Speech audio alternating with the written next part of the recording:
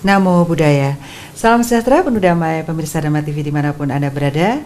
Senang sekali saya Sapna Dewi bisa menjumpai Anda dalam acara yang tentunya kita telah tunggu bersama, Manage Your Mind. Baik pemirsa Dhamma TV, semua orang ingin hidup berbahagia, tetapi banyak hal-hal yang membuat kita tidak bahagia. Nah, itu akan menimbulkan sebuah pertanyaan. Dan tentunya tema pada malam hari ini sangat menarik, yaitu hubungan masa lalu dan sekarang. Apakah kehidupan kita yang sekarang berhubungan dengan masa lalu kita?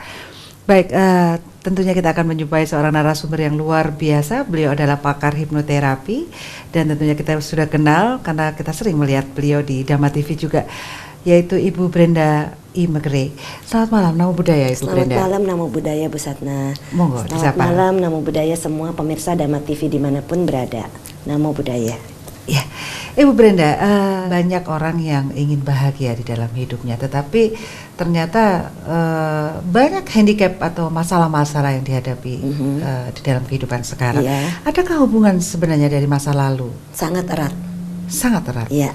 Kita bedakan dulu Ibu Brenda. Masa lalu adalah kehidupan kita yang lalu, tapi di kehidupan yang sekarang. Kalau di dalam terminologi Buddha kan kita memahami tentang tumimba lahir. Yeah. Dan masa lampau. Kita bilang untuk kehidupan yang lalu di masa lampau, seperti itu. Nah, adakah hubungan masa lalu dan sekarang? Sangat berhubungan erat. Karena begini, semuanya ini ada hukum sebab akibat. Ada sebab, ada akibat. Akibatnya adalah yang sekarang kita alami. Tidak ada yang kebetulan karena ini semua sangat erat berhubungan. Mau percaya dengan agama atau tidak? Itu hukum alam. Hukum alam ini mengapa seseorang hidupnya bahagia, berlimpah segalanya, tidak menemui banyak kesulitan.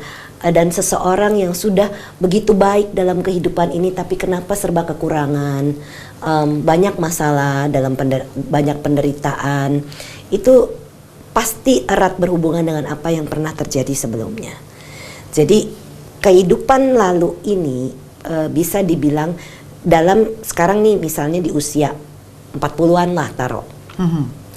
Yang kita bicarakan kehidupan lalu itu di usia 39,5 pun sudah lalu. Yeah. Atau kemarin itu sudah lalu. Jadi masa dalam kehidupan ini itu membentuk kita, dan masa dalam kandungan pula membentuk kehidupan ini. Kehidupan lalu pun membentuk dalam kehidupan ini. Itu semua erat berkaitan. Jadi saya tidak percaya dengan adanya kebetulan, karena hukum alam ini ada dan adil, ada di mana-mana. Ya, ya, ada dan di mana-mana. Mau percaya agama apa tidak, percaya. Betul. Tetap bahwa hukum alam itu, hukum sebab akibat itu akan terjadi ya. Betul.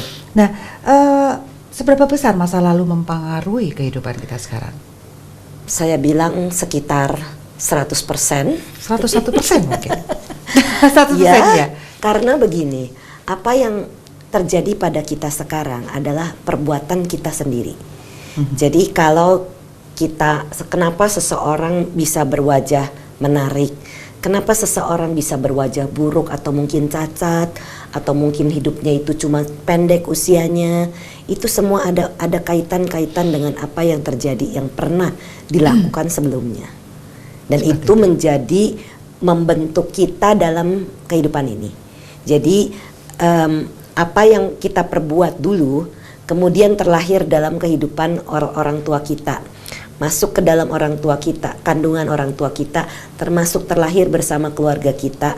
Kemudian nanti waktu pada saat tumbuh besar itu ada pengaruh lingkungan, itu pun berhubungan dengan apa yang pernah terjadi. Jadi perlukah kita melihat masa lalu? Kalau untuk memperbaiki, ya, sangat perlu. Itulah sebabnya mengapa ilmu regresi ini ada. Yeah. Kalau tidak ada gunanya melihat. Untuk apa kalau cuma sekedar tahu? Saya tidak setuju dengan hanya untuk tahu, tidak ada gunanya. Tapi kalau kita bisa membuat masalah yang sedang kita hadapi ini, membuat kita menjadi lebih mengerti dan bijaksana dalam menghadapi kehidupan, dan tahu apa yang harus dilakukan untuk memperbaiki apa yang pernah kita salah, itulah fungsi arti regresi sebenarnya. Jadi sebenarnya ada proses pembelajaran. Ada prosesnya, betul. Dan Anda sebagai pembimbingnya. Iya. Di dalam sesi ini itu yang saya bimbing untuk menggali apa yang menyebabkan perasaan seseorang ini muncul. Kadang-kadang tiba-tiba ada rasa suka dengan seseorang atau membenci seseorang atau takut dengan keadaan tertentu. Itu berhubungan dengan yang lalu. Kenapa kita bisa bersama-sama dengan seseorang? Itu pasti ada pembelajaran.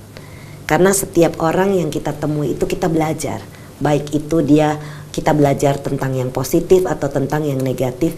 Kalau kita belajar tentang yang positif, kita bisa membawa itu sebagai pembelajaran yang positif. Tapi kalau itu yang negatif, kita juga bisa melihat ini dari sisi positif pula. Oh, itu yang saya lakukan dulu sehingga sekarang akibatnya seperti ini. Begitu. Ada orang yang hidup dalam perkawinan yang lama, mungkin hampir di atas 40 tahun, tetapi mereka selalu bertentangan gitu. Tetapi selalu bersama-sama, dia tidak bisa cerai loh, Ibu Brenda. Ada yang dengan mudahnya kemudian berpisah seperti itu. Betul. Apakah ini memang ada sebuah ikatan sangat, di antara mereka? Pasti ada. Tidak ada yang kebetulan, ada yang belum selesai dulunya. Sehingga sekarang ini terlahir bersama kembali, bertemu kembali. Kadang-kadang mungkin ada janji pula. Nanti ya di kehidupan mendatang kita bersama-sama lagi jadi suami istri. Itu janji itu adalah satu ikatan yang sangat kuat, akan membawa itu dalam kehidupan. Kalau tidak mau ketemu lagi sama seseorang, jangan berjanji, jangan punya perasaan apapun.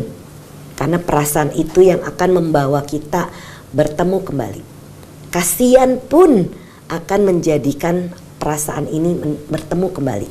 Kan ada seseorang, saya nggak cerain suami atau istri saya karena kasihan sama dia. Dari dulu udah kasihan, ketemu lagi. Nah itu yang berantem terus itu bisa jadi. Iya benar. Aku tuh nggak cinta, cuman kasihan. Nah itu, dia kasihan itu adalah satu perasaan yang mengikat mereka. Yang mengikat. Nanti ketemu lagi karena dia kasihan. Jadi kalau tidak mau ketemu lagi, itu harus perasaan itu datar. Tidak ada suka, benci, dendam, sakit hati, sayang, kasihan. Jadi kalau tidak mau ketemu jadi harus datar. Tapi orang pada sampai tingkatan datar itu, yang membuat manusia hidup itu kan karena denyutan dari suka, duka. Iya, itu memang dinamikanya. Iya, makanya berulang-ulang terlahir kembali. Kalau sudah datar gitu, apakah manusia? Manusia yang sudah mengalami pencerahan. Karena kalau belum mengalami pencerahan tidak bisa mengalami keadaan seperti itu. Dia batinnya tenang, dia batinnya damai karena sudah mengerti bahwa apa yang dulunya dia lakukan bisa menyambung lagi, dan itu dia berusaha sehingga tidak ada kebencian, tidak ada kemarahan, tidak ada rasa sakit hati, dendam, iri, dengki, sayang, kasihan, itu sudah tidak ada. Jadi, cuma kita berwelas asih itu beda dengan kasihan. Ya. Jadi sebenarnya seseorang yang sudah mampu memahami tentang gejolak-gejolak itu baru dia menata ya. Baru mengerti untuk menghadapi situasi dengan bijaksana dan mengurangi bahkan melepaskan ego. Itu baru bisa melepaskan perasaan itu sehingga menjadi datar. Tapi selama di situ ada ego, akan ada perasaan-perasaan yang bermunculan. Nah ini proses untuk ego tidak untuk dipadamkan? Ego itu dimengerti ya. Kemudian kita tidak menggunakan itu, seperti misalnya begini, kita melihat seekor anjing yang sedang sakit. Kita tidak bisa mengambil rasa sakit dari anjing itu. Betul. Kita cuma bisa memancarkan cinta kasih, memberikan dia makan, minum, dan membuat dia nyaman. Mungkin bisa membawa dia ke dokter sehingga dia bisa sembuh. Tapi kita tidak menangisi, meraung-raung, begitu menderita, melekat kepada dia. Kalau dia meninggal kita begitu menderita, menangisi bertahun-tahun. Itulah kemelekatan, di situ ada ego karena dia tidak mau kehilangan binatang yang disayangnya itu. Kalau tidak memperhatikan, tidak ada empati, ya sudahlah, udah waktunya dia sakit seperti itu, bagaimana? Ya, bisa. Nah, itu. Kalau sudah bisa begitu, itulah yang terbaik. Karena daripada dia menderita, sebaiknya memang dia meninggal. Apakah itu termasuk bagian dari welas asih? Ya, Welas asih kadang-kadang sepertinya kejam ya. Dingin. sepertinya dingin, tapi sebetulnya bukan. Karena kita tidak mau semoga makhluk ini tidak lagi menderita. Jadi kalau dia meninggal, ya sudah. Bisakah welas asih sebagai dasar menghinakan seseorang agar orang itu berubah misalnya? Ini orang mesti diklimakskan, diberikan semacam hinaan seperti itu supaya dia berubah. Kalau enggak ya dia nggak berubah. Bisa nggak? Hati-hati dengan hinaan, karena hinaan ini bisa membuat orang itu menjadi down. Kita harus mengerti karakter seseorang. Jadi maksudnya ini di dalam konteks welas asih yang memang sudah memahami ya. Oh ini orang mesti diapain, ini orang mesti diapain, ini orang mesti diapain. Ya, selama dia tidak ada kebencian atau kemarahan, selama itu di situ ada kasih sayang di dalamnya, itu tidak apa-apa. Tapi kalau di situ, wah dia harus dihajar, dendam, nah itu yang jangan. Itu akan menimbulkan sebab akibat yang betul, baik, ya. Betul. Seperti itu. Sebenarnya kalau welas asih dasarnya welas asih bisa akan menjadi kasihan. Rasa welas asih kalau kita tidak mewaspadai itu akan menjadi kasihan yang itu akan mengikat.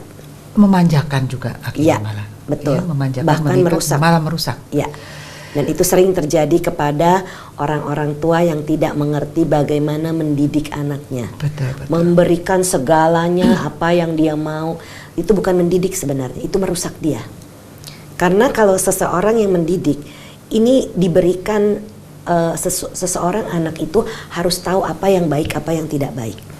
Karena kalau dia hanya mendapatkan semua yang baik dalam rumahnya, nanti dia keluar di masyarakat, dia tidak bisa mendapatkan apa yang dia dapatkan di rumah. Nanti emosi muncul. Kehidupan nyata di luar sana. Ya, itu adalah kehidupan nyata. Dia tidak bisa menghadapi kehidupan di luar sana. Kasihan anak itu. Jadi welas asih jangan berubah menjadi kasihan ini, nanti malah tidak mendidik nantinya. Betul. Oke, banyak orang justru menyalahkan masa lalu. Apakah itu baik? Jangan dijawab dulu. Oke. Baik pemirsa Dharma TV, jangan kemana-mana karena kita akan ketemu setelah satu ini. Baik pemirsa Dharma TV, selamat malam bagi Anda yang baru saja memutar channel Dharma TV. Dan tentunya bagi Anda yang berada di streaming www.dharmaweb.tv, Anda bisa melihat siaran langsung kami pada malam hari ini dalam acara Manage Your Mind. Baik pemirsa Dharma TV, tentunya masih dengan Ibu Brenda tentang hubungan masa lalu dan sekarang. Kita lanjutkan pertanyaan yang tadi Ibu Brenda. Banyak orang justru menyalahkan masa lalu, banyak sekali ini yang kita lihat. Betul. Karena tidak bisa menerima kenyataan apa yang sudah terjadi. Jadi itu yang menyebabkan mereka menyalahkan. Padahal kalau dia sudah mengerti bahwa dia sendiri yang menjadi penyebab, dia tidak akan menyalahkan siapapun. Ini tingkatan intelektual tidak berpengaruh ya? Tidak berpengaruh. Mau S1, S2, S3 masih aja yang bisa menyalahkan. Betul sekali. Padahal kalau dilihat secara logika mereka harusnya bisa menangkap loh Ibu Brenda. Seharusnya. Ada apa ini sebenarnya? Tetapi kalau mereka tidak bisa mengerti hukum karma dengan jelas, mereka menyalahkan orang lain. Tapi kalau mereka sudah mengerti hukum karma dengan jelas bahwa apa yang kita perbuat itu yang akan menjadi akibat nanti, kita tidak menyalahkan siapapun. Makanya sebagai agama apapun di situ ada penjelasan tentang hukum karma, hukum sebab akibat, tabur tuai. Iya. Betul. Mungkin hukum tabur tuai kalau kita bisa bahas ya Ibu Brenda, kita menanam satu biji misalnya, biji sayuran aja, untuk bisa kita tuai sayur itu, dia ada sebuah proses sebenarnya di situ. Betul. Kita harus menyiangi dari rumput mungkin, harus mengambil dari belalangnya mungkin, itu sebuah proses yang kadang kita tidak didikkan kepada anak-anak kita. Makanya untuk mengerti hukum tabur tuai atau hukum karma, saya sering mengajarkan orang tua untuk membawa anak kecil ini menanam bibit. Bibit ditanam, diberikan pupuk, diberikan matahari cukup, air, tanah yang subur, itu akan tumbuh. Tetapi jadi bikin 2 pot, 1 pot lagi sudah ditanam, didiemin. Atau mungkin tanahnya subur, tapi kita tidak berikan air, tidak berikan matahari. Apa yang akan terjadi? Dengan cara itu anak-anak bisa mengerti. Oh iya, kalau kita menanam dengan memberikan semua yang baik-baik, ini akan tumbuh jadi pohon. Nanti dapat buahnya, dapat apanya. Itu akan belajar seperti itu dengan mengerti. Jadi dari hal yang sangat simple mereka akan bisa mendapatkan pelajaran. Ya. Sekarang kan bertanamnya di komputer. Bener ya, Farmville iya ternyata. loh. Aduh. Gimana itu? Tidak ada sensasi rasa. Iya. Dia hanya melihat sebagai data. Betul, Gitu ya. sebagai Data hanya aja. sebagai data karena di situ bagaimana ada mataharinya. Betul. Karena itu komponen-komponen satu karma atau satu akibat ini muncul karena ada kondisi-kondisi. Kalau kondisinya itu matang dia akan berbuah, tidak matang tidak berbuah. Ya. Sesuatu yang nyata yang kita lakukan itu tadi menimbulkan empati saya. Iya, betul. Dan itu akan membawa anak itu akan mengerti bahwa oh ya, apa yang diajarkan orang tua atau gurunya itu benar. Sehingga dia akan lebih berhati-hati. Misalnya anak yang tidak tahu bahwa sering zaman sekarang ini model bully-bully. Ya. Bully ini adalah Melecehkan. melecehkan orang lain di depan orang lain. Misalnya apalah disembunyikan atau dilempar-lempar atau dikata-katai, itu akan membawa dampak permasalahan di dalam dirinya nanti. Bisa membuat tidak percaya diri, bisa membuat dia ketakutan. Karena saya pernah mengalami seperti itu. Jadi untungnya mami saya itu secara tidak langsung beliau adalah seorang psikolog. Kotak pensil saya dulu itu sering dilempar-lempar oleh teman-teman sekelas. Jadi saya nangis kan pulang-pulang diganggu karena pensil yang ada hilang atau patah. Jadi mami saya bilang, oke, kalau begitu kamu bawa 2 kotak pensil. Satu yang isi pensil, pen dan lain-lain, simpan di dalam tas. Yang satunya taruh di meja. Tapi isinya cuman pensil pendek. Biarin aja orang-orang mau lempar-lempar. Kamu jangan uber-uber. Nanti mereka capek sendiri karena kamu tidak bereaksi. Kalau kamu bereaksi, mereka semakin senang. Dan ini cerita yang sering saya jelaskan kepada anak-anak yang dibully. Jangan bereaksi. Karena kalau dia bereaksi itu akan menjadi terus-menerus.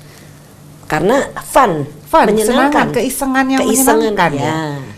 Tapi itu akan mengganggu perkembangan jiwa seseorang. Jadi sebenarnya mengajarnya bukan kalau kamu dibully kamu harus gantian membuli. Ya bukan.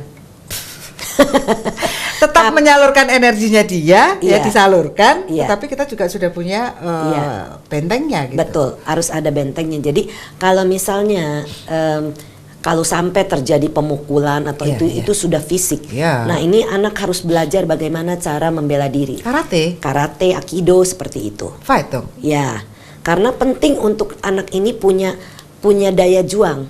Jangan dipukul diam aja. Jadi nggak boleh dong ditampar pipi kiri kasih yang kanan. Aduh, itu sangat tulas asik sekali tuh. Harus ada ya. Iya, karena apa? Dia harus bisa membela dirinya sendiri karena ini akan terbawa nanti pada saat dia besar. Bukan untuk menimbulkan egonya, bukan. Tapi kita mengajarkan bagaimana anak ini bisa membela dirinya sendiri, bukan menyerang. Jadi harus ditanamkan bahwa diajarkan ini bukan untuk menyerang, bukan untuk memulai duluan, bukan untuk memukul. Tapi bagaimana cara kalau kamu memulai dipukul kamu bisa nangkis. Itu. Memahami bahwa kita punya hak dan kewajiban untuk tidak ditindas. Iya, betul. Itu adalah hak semua orang, tidak ditindas. Tapi kalau kita diam aja, menjadi-jadi. Jadi kadang-kadang ada orang yang harus kita berikan pelajaran seperti itu. Jadi kalau dia mukul ya kita tahu bagaimana cara menangkis gitu. Bukan untuk membunuh dia atau melukai dia, tapi hanya untuk membela diri. Nah ini penting seperti itu. Aduh ini pendidikan yang ini sekarang karena di sekolah kadang-kadang memang terjadi seperti itu. Dan itu kalau udah kita salah ngarahinnya. Betul. Tadi ibunya ibu ini bijaksana sekali sepertinya. Iya. Jadi itu yang beliau sarankan. Makanya saya bilang beliau itu seperti psikolog saya. Benar loh ibu. Karena ini ada sebuah energi memang. Energinya harus disalurkan. Kalau kita cut juga, nah itu menimbulkan seperti tantangan malah justru betul, lebih gitu semakin. ya. Kalau kita umpetin, misalnya kotak pensil itu kita sembunyikan, tas kita malah yang diambil nanti. Nah itu kan akan membuat satu masalah baru, buku bisa rusak, apa bisa rusak. Karena itu terjadi juga. Jadi, nah itulah solusi yang diajarkan sama si mami. Jadi kalau ada kayak gitu nanti masa reuni adalah masa minta maaf, memaafkan, iya, ya kan? harus Sorry memaafkan. aku dulu. Iya, saya dulu juga nggak ngerti teman saya itu takut cabai. Hmm. Semakin dia teriak, semakin kita iseng. Kayak trauma gitu ya, Iya, fobia ya. iya. Kasihan sebetulnya. Waktu ketemu saya minta maaf. Karena dia dulu duduk di belakang saya. Tidak di hipnoterapi. Mungkin ada masalah. Dan saya tanya, kamu masih takut cabai nggak? Karena kalau masih takut cabai saya bantu. Oh enggak, sekarang saya udah nggak takut ya. Sudah bagus. Gara-gara keseringan kamu isengin ya. Tapi bukan coba saya teman sekelas itu iseng semua. Jadi buku itu bisa dia lempar kalau dia melihat ada cabai. Oh iya. Itu kasihan sekali. Tapi kita dulu nggak ngerti. Iseng. Keisengan itu membawa trauma-trauma ke dalam kehidupannya. Dan itu sebabnya kenapa itu harus dibereskan. Supaya tidak menjadi satu hal yang membuat dia depresi nantinya. Iya, iya. Bagaimana membuat masa sekarang menjadi lebih baik dengan melihat masa lalu? Tentunya akan menjadi lebih baik. Kadang-kadang penyakit misalnya, itu adalah, saya paling suka ketemu orang yang sudah ke dokter nggak ketemu penyakitnya. Ternyata itu adalah penyakit pikiran. Jadi kalau dia punya kemarahan yang tersimpan, dendam, dia menekan perasaannya, itu akan kembali menjadi penyakit benci, dendam, sakit hati yang tersimpan. Ya, ya. Atau rematik? Apapun, itu bisa menjadi penekanan perasaan akan keluar dalam bentuk emosi tak terkendali atau jadi penyakit. Kalau dia tidak tahu cara menanganinya, itu akan masuk ke dalam badan. Nah, kalau itulah yang dibilang dengan psikosomatis, bahwa penyakit itu datang dari dirinya atau bawaan dari masa lalunya. Misalnya meninggal dengan penuh kebencian. Kebencian itu tersimpan di salah satu badan tertentu, akan jadi penyakit. Ya, ya makanya ada anak kecil kok. Misalnya dia punya sakit yang sudah parah pada waktu kecil, kanker atau tumor atau apa, sebenarnya bawaan dari masa lalunya. Ada kemarahan atau kebencian apapun yang tersimpan. Nah itu lahir di keluarga miskin pula. Aduh, itu banyak sekali yang harus dibenahi di situ. Betul, karena itu timbunan dari karma buruk masa lalunya. Kita tidak bisa lepas dari itu. Kita bisa membantu dia dengan menyarankan melakukan perbuatan baik. Itu yang sering saya lakukan. Kadang-kadang kalau itu kebencian dari masa lalu, dia bisa tarik dan lepaskan sendiri, sembuh dengan sendirinya. Bukan saya yang menyembuhkan, tetapi orang itu sendiri setelah mengerti bisa jadi sembuh. Jadi sebenarnya kalau ada pengobatan massal seperti itu, ternyata ada orang yang lumpuh bisa berjalan, atau tidak semuanya juga sih sebenarnya bahwa tidak semuanya bisa. Karena kadang-kadang itu memang ada masalah medis. Jadi saya tidak bisa bilang semuanya itu dari pikiran, tapi ada masalah-masalah yang ternyata medis. Bisa sembuh itu apa? Kliknya itu loh, tengnya itu, karmanya pada saat itu ya? Betul. Memang waktunya itu sudah matang dan memang itu masalah dari pikirannya, dia bisa sembuh dengan sendirinya. Jadi bukan klinik ya? Bukan. Itu bukan klinik. Secara hukum energi bisa diterangkan? Betul. Karena ada energi-energi yang stuck di dalam dirinya, yang nyangkut di dalam dirinya ini. Nah ini yang harus dilepas. Dan yang keyakinan, sugesti yang diberikan pada saat itu kan seperti hipnosis. Iya kan? Yang dilakukan oleh seorang pemuka. Iya, betul. Di itu dia terbuka ya? Itulah sugesti sebetulnya. Dengan sendirinya timbul pencerahan pada saat itu, terus sudah klik karmanya. Iya, sembuh. Ya. Mukjizat terjadi. Manakah yang lebih baik untuk kita, Brenda? Melihat dari masa lalu atau melihat di masa yang akan datang? Ada loh yang bisa melihat masa datang. Betul. Ini sebuah indera keenam lagi. Indera keenam. Jadi kalau kita melihat masa lalu, kita belajar dari apa yang pernah kita lakukan dulu sehingga kita perbaiki sekarang. Tapi kalau saya melihat ke masa depan, itu hanya untuk mengerti apa yang jurusan atau jodoh atau apa, bukan untuk melihat ke kehidupan mendatang, karena itu bisa berubah. Ya, sesuai energi yang kita tanam sekarang juga betul, ya, betul. Mengalirnya ya. Kalau jodoh, waduh, ya, jadi tertarik nih pasti. Oke, jangan ini dulu Bandar, jadi jawab. Baik pemirsa Dharma TV, jangan kemana-mana karena kita akan ketemu setelah yang satu ini. Baik pemirsa Dharma TV, saat malam Anda yang berada di Tulungagung, Kediri, Blitar, Jombang dan dimanapun Anda berada pada saat malam hari ini. Dan tentunya masih dengan saya Sapna Dewi dan pakar hipnoterapi kita Ibu Brenda. Mungkin Anda sudah ingin mengikuti sesi-sesi hipnoterapi Ibu Brenda dan mungkin belum mengenal wajah beliau, Anda bisa menyaksikannya di sini. Dan tentunya kita bahas adalah hubungan masa lalu dan sekarang. Kita tadi terpotong masalah jodoh tadi Bu Brenda. Sebenarnya jodoh itu bisa dilihat nggak sih Bu Brenda? Ya bisa. ya? Jadi biasanya saya mencari itu kehidupan lalu yang berbahagia dengan seseorang. Dia akan muncul ceritanya, kehidupannya harmonis dan lain sebagainya. Tapi saya akan progres juga ke depan dalam kehidupan ini untuk melihat apakah itu akan ketemu dengan orang itu. Kadang bisa ketemu, kadang tidak. Kadang bisa ketemu, kadang tidak. Malah kadang kalau tidak ketemu itu bisa jadi jodohnya itu tidak ada di alam manusia. Loh, di alam mana ini? Bisa jadi dia ada di alam dewa, bisa jadi dia di alam gentayangan. Aduh. Tergantung apa yang orang itu perbuat. Sekarang kalau dimaksud jodoh Ibu Brenda, berarti ketika orang sesosok jiwa atau mungkin apa roh lah ya itu lahir, dia itu memang benar membawa pasangannya. Kalau yang bisa dijelaskan di dalam ilmu regresi ini adalah tentang soulmate, dikatakan soulmate, ya belahan jiwa. Dan dikatakan ini ada beberapa kategori. Jadi kita dengan orang tua kita pun adalah soulmate. Kita dengan pasangan kita, suami kita atau anak yang sering bersama-sama dalam kehidupan. Kadang-kadang itu bisa menjadi pasangan rata-rata yang menjadi romance soulmate. Ada romansa di dalamnya. Tidak harus maskulin feminim, bisa maskulin. Bisa maskulin. Makanya kenapa bisa terjadi homoseksual dan lesbianisme? Karena pernah terjadi dulunya, dia terbawa dalam kehidupan sekarang keinginan seperti itu. Ada pula yang menjadi seperti itu karena ada janji dulunya. Janji ini bisa mengikat. Nanti ya di kehidupan mendatang kita ketemu lagi jadi suami istri. Itu janji yang sangat berbahaya. Nggak taunya lahir sama-sama jadi laki. Betul. Jenis kelaminnya. Betul. Tapi sebenarnya maskulin feminim ya. Betul.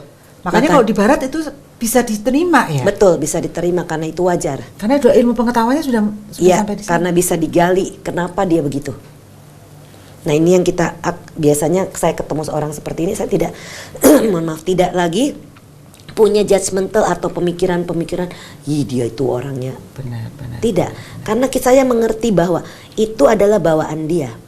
Bisa jadi memang dari dulunya sudah gay. Ya. Dan itu terbawa kembali dalam kehidupan sekarang. Ya. Jadi tidak boleh mencerca orang-orang seperti itu. Menerima mereka apa adanya. Mereka juga manusia. Apalagi kalau udah ketemu soulmate. Oh iya. Aduh, itu sesuatu yang kadang kita harus melakukan beberapa kali perjalanan nih. Iya, betul. Jadi soulmate ini adalah sering-sering bisa jadi orang tua dan anak, saudara, kemudian pasangan suami istri yang ada romansanya, ini beda. Romansa itu gimana sih? Romansa ini sering-sering menjadi suami istri. Hati ini rasanya dekat dengan orang itu. Apa yang kita pikirkan dia tahu atau apa yang dia pikirkan kita tahu. Karena sudah begitu dekatnya. Perasaan ini sudah dekat sekali, jadi sepertinya dia bisa membaca pikiran kita bisa membaca pikiran dia. Sepertinya seperti itu, saking dekatnya. Tahu sama tahu. Mengerti banget. Betul. Jarang sekali bisa bertemu seperti itu, tapi kalau bertemu luar biasa bahagianya. Saya bahagia. Aduh, luar biasa sekali ya. Jadi jangan khawatir kalau misalnya, nah ini terapi untuk mencari jodoh ini bagi orang yang belum menemukan jodoh tentunya bisa ya dilakukan ya. Saya biasanya mencari apa yang menyebabkan dia ini menjadi berat jodoh.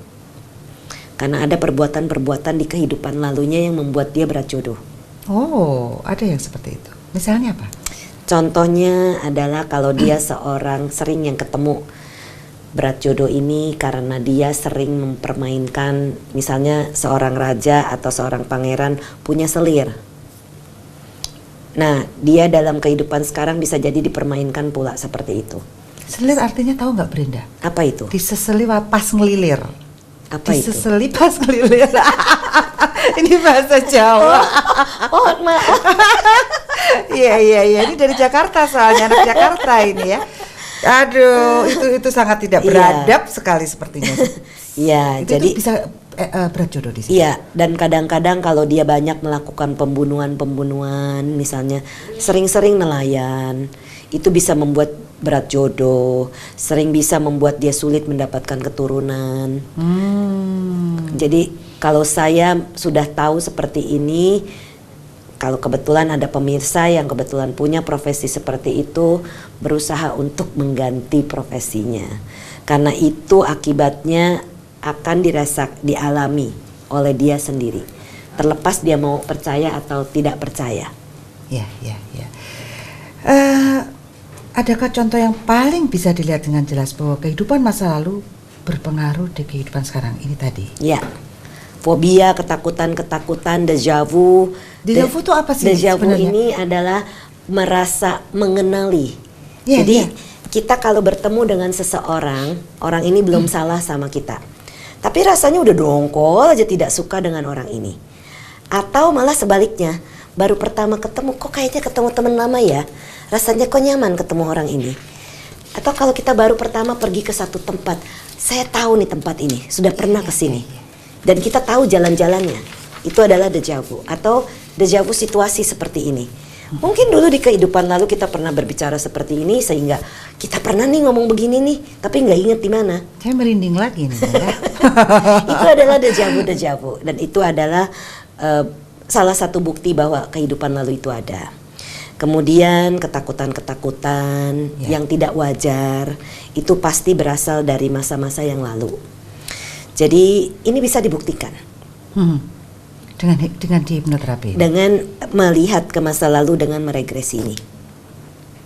Jadi orang itu, dan ini untuk dimengerti oleh para pemirsa, karena kalau seseorang tidak visual, dia tidak bisa melihat. Ya. Tapi dia bisa merasakan karena yang digali adalah perasaannya. Jadi ada orang yang bukan visual, orang itu adalah orang-orang auditori, sensitif dengan pendengaran atau perasaan kinestetik. Mereka sulit untuk melihat karena tidak bisa membayangkan. Tapi orang-orang visual akan melihatnya seperti cuplikan gambar atau seperti film. Jadi beda, setiap orang itu berbeda. Dan tidak boleh dianalisa karena kalau mulai menganalisa itu bisa menutup. Maksudnya menganalisanya gimana? Bener apa enggak ya? Oh. Nih, apa ya yang saya lihat ini? Apakah saya menghalusinasi seperti itu? Karena pemikiran-pemikiran seperti itu bisa muncul. Ya, ini mikir kan lihat sambil menimbang-nimbang itu tadi kan. Betul. Karena yang saya sarankan makanya melihat itu seperti cerita aja. Gambar aja lewat. Gambar aja gitu yang lihat atau merasakan sesuatu.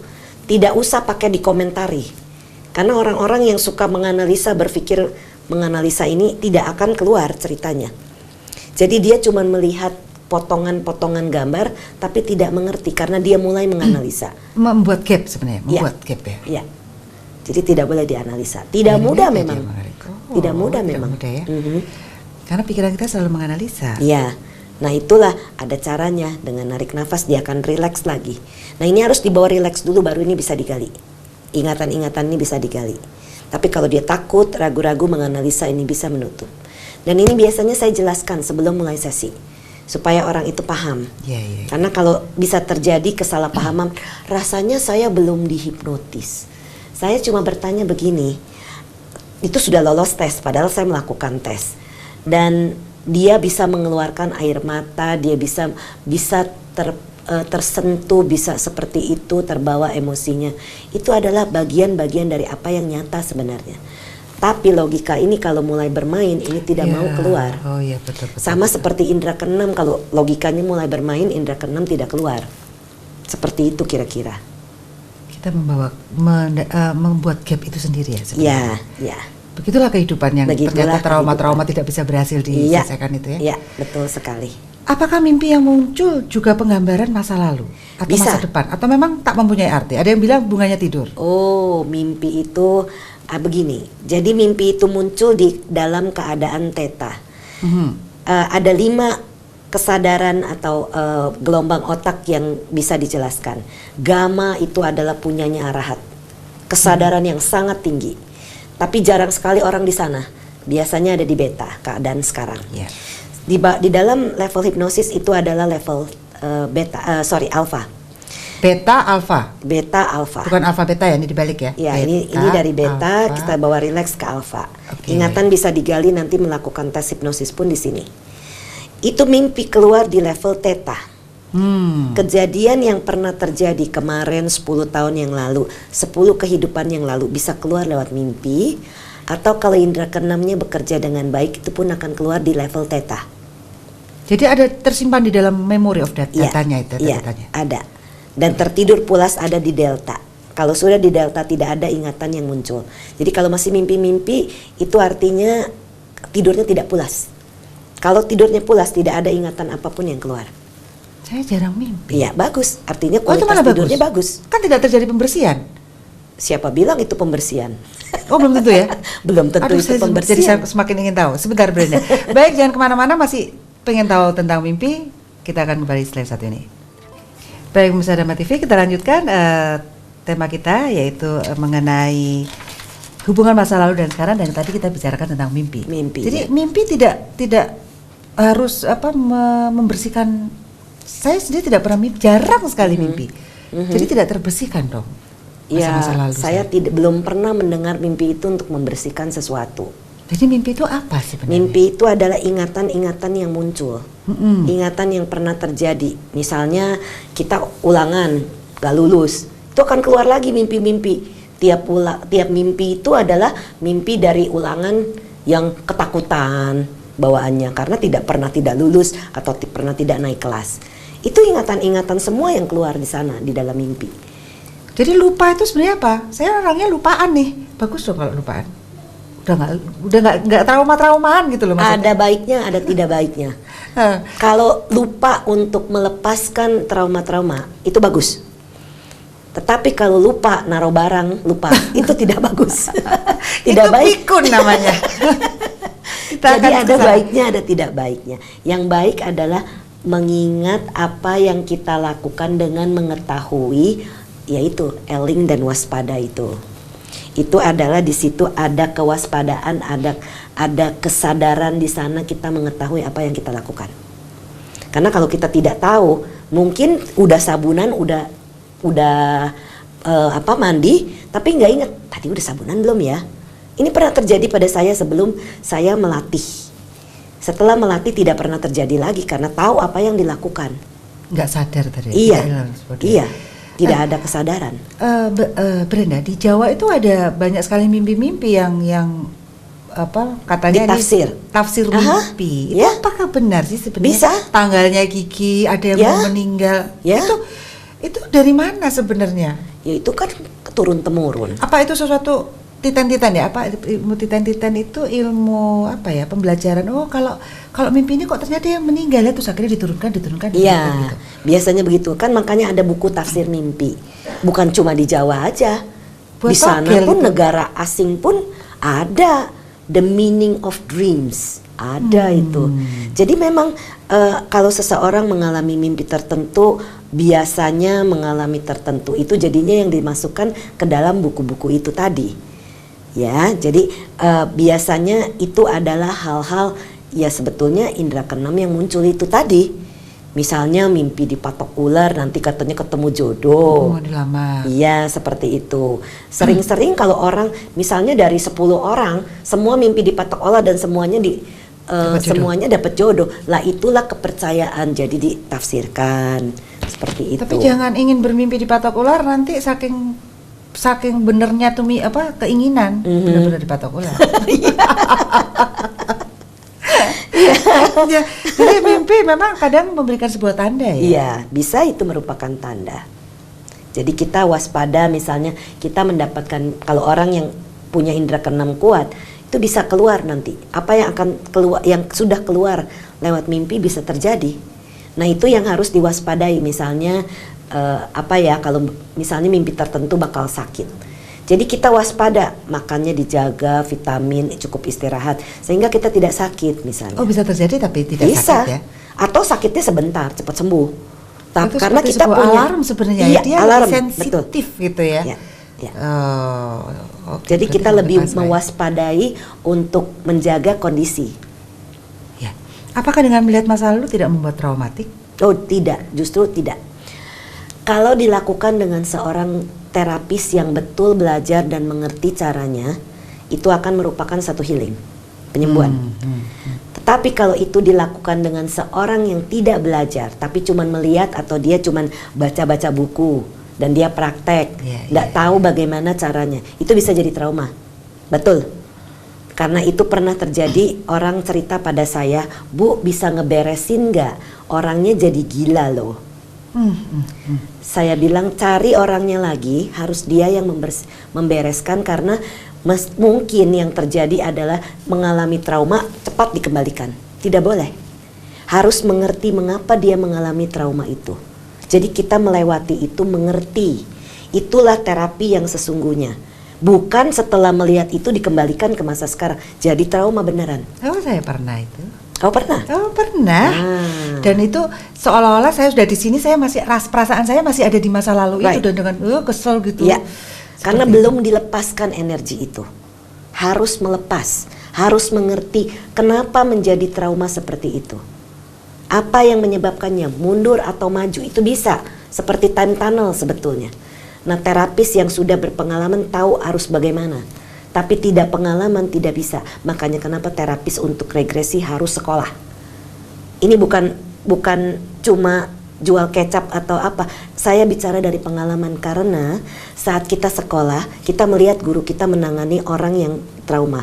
Jadi kita belajar dari sana. Dari pengalaman itu. Dari pengalaman, bukan dari buku. Dari buku trauma bagaimana caranya.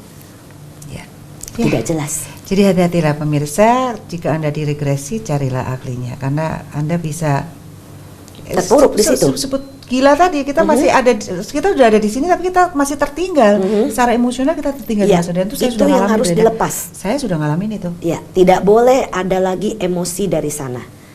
Karena dengan mengerti apa yang terjadi, emosi pun akan lepas dengan sendirinya. Dan itu memang harus dilepas. Tidak boleh dibawa-bawa. Karena kalau kita tidak mengerti bagaimana cara melepasnya, bisa terbawa. Begitu. Adakah contoh bahwa seorang menjadi lebih baik setelah mengetahui masa lalunya dan memang menunjukkan hubungan masa lalu dan sekarang? Mungkin ada contoh-contoh cerita. Contoh pribadi deh ya. Oh, pribadi aja lebih enak ya. Lebih. Contoh pribadi. Iya betul. Sebelum saya mengerti tentang regresi, saya itu dari dulu punya penolakan terhadap laki-laki. Jadi ada teman laki-laki datang mendekat atau pacar, calon pacar apapun, saya pasang benteng lah. Ya naksir pokoknya ya. Langsung dibenteng. Ya, pokoknya pasang benteng. Pernikahan pertama saya gagal juga salah satunya karena itu. Kemudian setelah saya mempelajari teknik regresi dan saya sekolah, saya pengen tahu apa yang menyebabkan saya ini punya penolakan pada laki-laki. Ternyata di kehidupan lalu saya pernah diperkosa oleh orang yang sama. Karena saya melihat matanya. Untung tidak ketemu lagi dalam kehidupan sekarang karena mestinya hukum karma itu sudah selesai. Karena saya pernah memperkosa dia dulunya. Nah, ini dia hubungan sebab akibat ya. Hubungan sebab akibat yang sangat erat. Dan sejak pada saat itu suami saya yang sekarang baru kenal sama saya. Jadi saya kan tidak mau melepaskan ini. Pikir saya nih masih ada egonya. Mudah-mudahan ini bisa jadi suami yang baik dan ternyata memang dia jadi suami yang baik.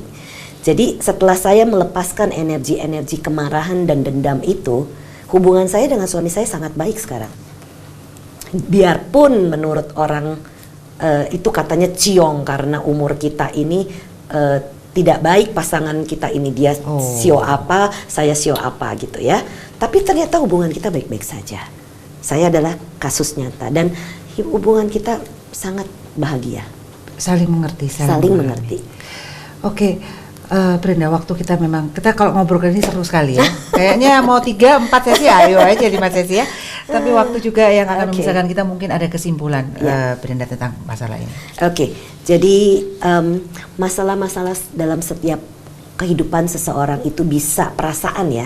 Perasaan ini bisa terbawa dari masa yang lalu. Dan kalau tidak mau menerapi dengan seseorang, kita hanya mengerti dan menyadari kenapa kita punya masalah ini. Bagaimana kita bisa ikhlas menerima dan memaafkan kejadian. Dan kalau sudah mengerti seperti itu, kita tidak perlu mencari terapis. Karena kita sudah misalnya punya trauma ketakutan, justru kita hadapi, kita menerima keadaan. Oh ya, kita maafkan diri kita yang ketakutan. Tidak perlu mencari terapi sebetulnya. Tapi kalau ketakutan atau kebencian atau kemarahan, energi-energi itu stuck di dalam diri kita, itu bisa menjadi penyakit, itu yang harus dilepaskan. Ya, itu menjadi Jadi ya, hati-hati dengan perasaan-perasaan. Saya sering mengatakan, janganlah punya perasaan benci, dendam, sakit hati, kemarahan, sayang, kasihan, itu akan menjadi bibit bertemu kembali di kehidupan mendatang. Kalau tidak mau disakiti lagi seperti itu, jangan punya perasaan-perasaan seperti itu, karena bibit ini akan tumbuh lagi di kehidupan mendatang. Capek deh. Capek. Nggak mau ketemu dengan seperti itu, harus punya perasaan itu sangat seimbang. Tidak ada benci, dendam, sakit hati apapun, semuanya datar. Dengan perasaan empati, tapi tidak ada kasihan. Ini ada bedanya. Welas asih dan kasihan itu sangat beda. Ya, sungguh beruntung sekali kalau bisa menemukan soulmate. Tentunya bagi pemirsa mungkin bisa mengikuti sesi terapi dari Brenda. Ya, oke. Terima kasih banyak Brenda atas pencerahannya pada malam hari ini. Dan semoga tentunya ini bisa membantu para pemirsa Dhamma TV dimanapun berada. Ya. Baik pemirsa Dhamma TV, kita banyak belajar dan tentunya kalau Anda mendapatkan masalah, kemudian timbul pertanyaan kenapa, itu sebenarnya Anda sedang belajar. Anda sedang mencari jalan keluar dan tentunya salah satu yang mungkin bisa menjadi salah satu alternatif dari masalah Anda bisa mengikuti sesi terapi dari Brenda. Oke, bisa Anda lihat iklannya di televisi kapan itu waktunya. Baik, tentunya senang hati kalau Brenda bisa sering-sering ke Malang ya, bisa banyak membantu orang. Saya juga punya klien di Jakarta, Bu. Oh, banyak sekali. Baik, kata kunci kita adalah mind it's not everything, but everything is from mind. So, manage your mind. Saya Satna Dewi, peserta kru Dhamma TV, mengucapkan Sabe Sata Bhavantu Sukhitata. Semoga semua makhluk berbahagia. Sadu, sadu, sadu.